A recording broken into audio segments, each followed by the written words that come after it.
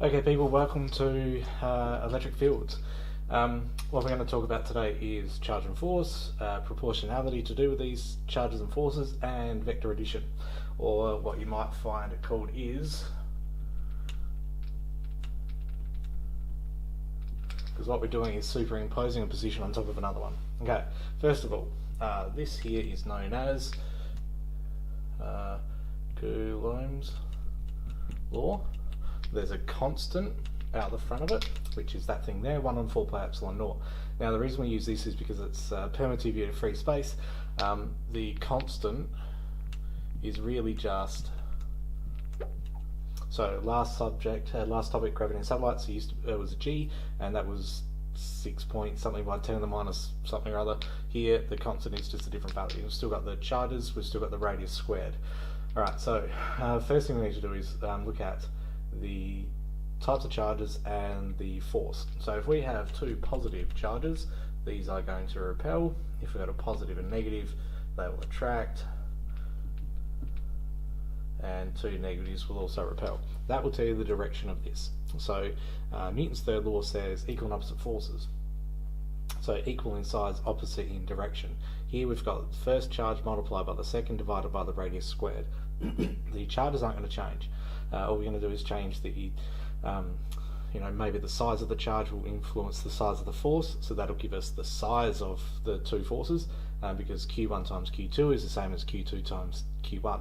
So what we're doing is really just multiplying two numbers together. Order is not important. The sign of those charges will tell us if it's an attractive force or a repelling force, which means that this thing here, we tick that off because the charges are same size and also opposite directions.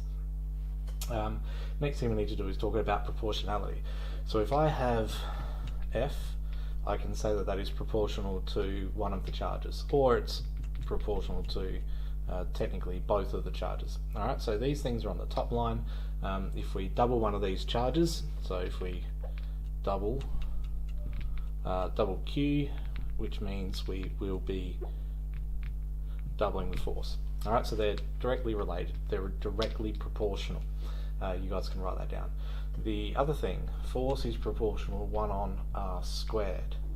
Okay, so if we halve the distance, we've got this halving squared. Remember the radius is squared, so we have to square the halving as well, which means we've got half times a half is a quarter. So this whole thing is a quarter the size. Okay, so if we are dividing by 4 on the bottom line, so bottom line gets half as big, which means the whole thing gets 4 times the size, which means force times 4.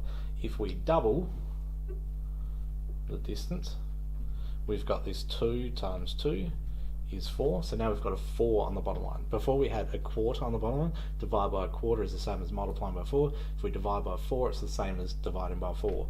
So here we've got a quarter of the force. Alright, and you can probably see the patterns. 2s and 4s go together. If we have a third of the distance, we've got a third of a third is a ninth. So if we're dividing by a ninth, it means we're really multiplying the force by 9. Okay, so that's the proportionality bit. So we can say that force is proportional to charge. It's also proportional to the distance between them squared.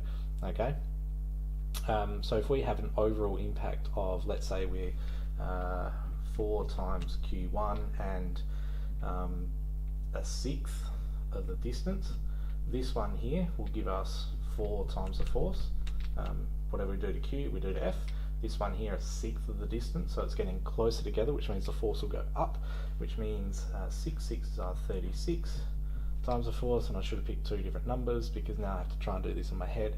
I'm really just stalling for time right now.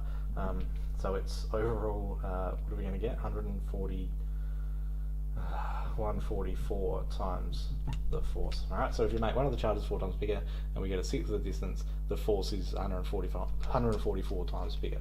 Okay, vector addition. These two forces add vectorially. Alright, so if we're going to get just 2 charges, there's only going to be 1 force. Alright, but if we consider a system where we have more than 2 charges, so here's a charge, here's a charge, here's a charge, that one there is positive, that one there is positive, that one there is positive, and we say that this distance here is a little bit bigger than this distance here. The forces aren't going to be the same size, so we can pick up and go positive, positive. This one here will push that way. This one here will try and push it that way, but not quite as much.